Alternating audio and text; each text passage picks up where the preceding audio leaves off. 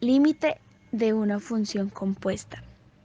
Si el límite cuando x tiende a c de g de x es igual a L, y si f es continua en L, entonces tenemos que el límite de x cuando tiende a c de f en función de g de x es igual a f en función del límite cuando x tiende a c de g de x, y esto es igual a f de L.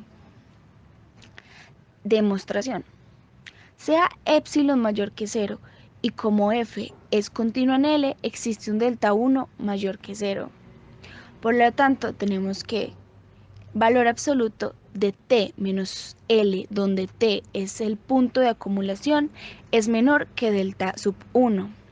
Entonces, tenemos que el valor absoluto de f en función de t menos f en función de L es menor que epsilon. Por consiguiente tendremos que g de x menos L sea menor a un delta sub 1. Entonces tendremos que el valor absoluto de la diferencia de f de g de x y f de L sea menor a un epsilon, ya que el límite x de g de x tendiendo a c, para un delta mayor a 0 existe una correspondiente que un delta sub 2 sea mayor a 0, tal que tendremos que 0, la diferencia del valor absoluto de x menos c sea menor a un delta sub 2 y mayor a un 0, a 0, perdón. Entonces tendremos que la diferencia de, del valor absoluto de x menos l, todo en función de g, sea menor a un delta sub 1. Cuando reunimos la ecuación 1 y 2, tenemos que 0 va a ser menor a la diferencia del valor absoluto de x menos c. Y x, la diferencia del valor absoluto de x menos c va a ser menor a delta sub 2. Entonces tendremos que la compuesta de g de x menos f de L, todo en valor absoluto, la diferencia entre esas dos, va a ser menor a un epsilon.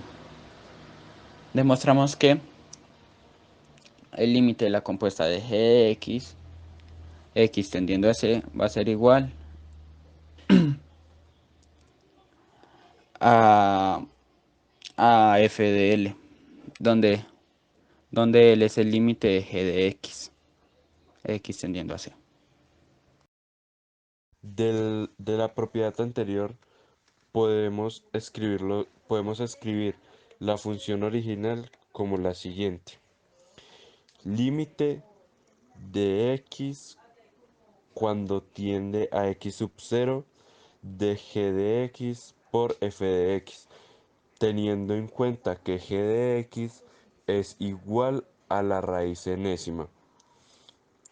De esto, por propiedad de límites, podemos decir que el límite de x cuando tiende a x sub 0 de g de x por el límite de x cuando tiende a x sub 0 de f de x. Cuando g de x es continua en f de x. Por lo tanto,